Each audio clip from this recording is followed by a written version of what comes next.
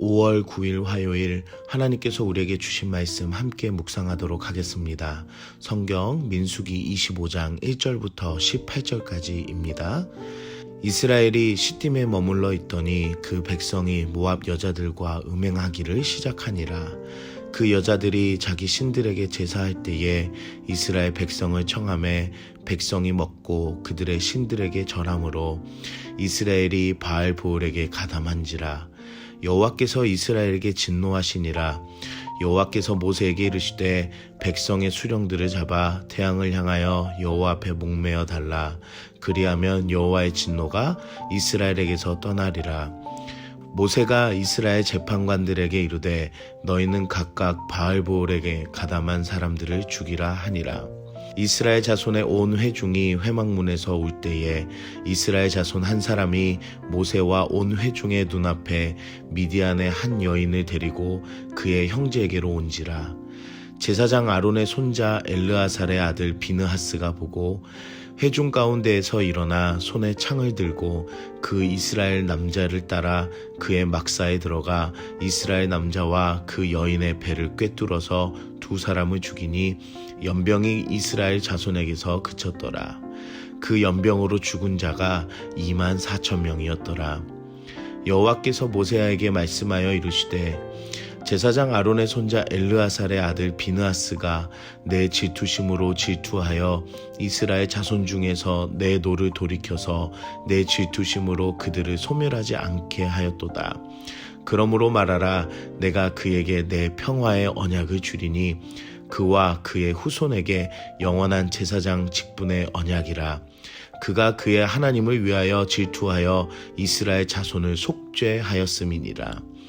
죽임을 당한 이스라엘 남자 곧 미디안 여인과 함께 죽임을 당한 자의 이름은 시므리니 살루의 아들이요 시므온인의 조상의 가문 중 한 지도자이며, 죽임을 당한 미디안 여인의 이름은 고스비니 수르의 딸이라. 수르는 미디안 백성의 한 조상의 가문의 수령이었더라. 여호와께서 모세에게 말씀하여 이르시되 미디안인들을 대적하여 그들을 치라.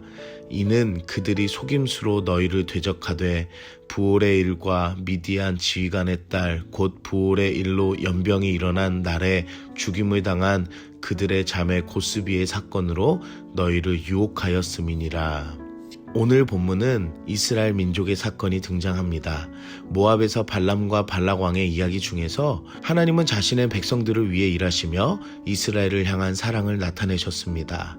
하지만 오늘 본문에서는 이스라엘 민족 안의 문제를 보여줍니다. 바로 시딤에서 모압 여자들과 음행을 하였습니다. 이때 당시에는 쾌락을 즐기기 위한 성관계로만 볼 수 없습니다.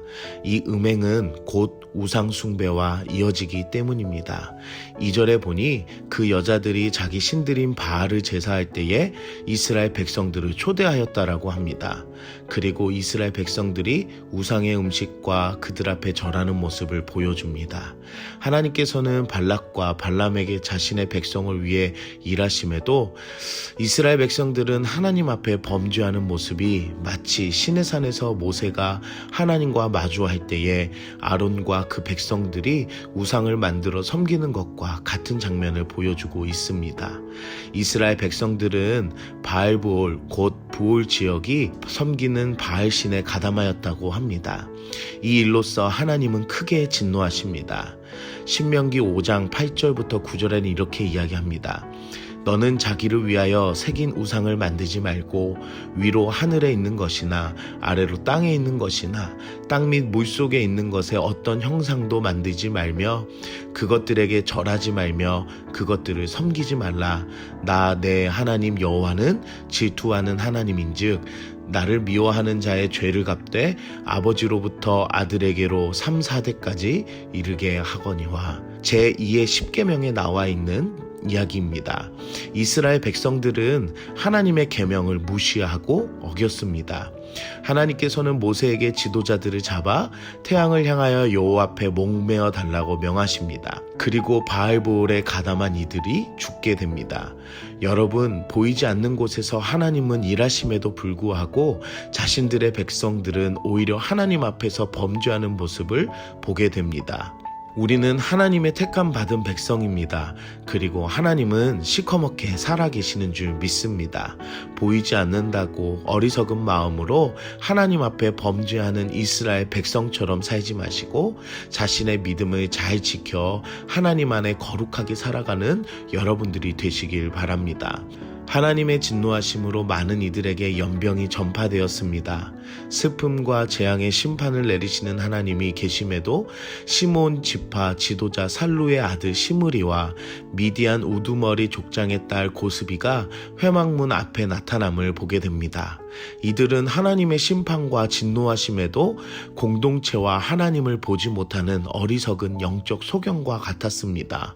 이 장면을 본 아론의 손자인 비느하스가 창을 들고 그의 장막에 들어가 그들을 죽여 그 남자와 여자의 배가 함께 꿰뚫어 두 사람이 죽임을 당하게 됩니다.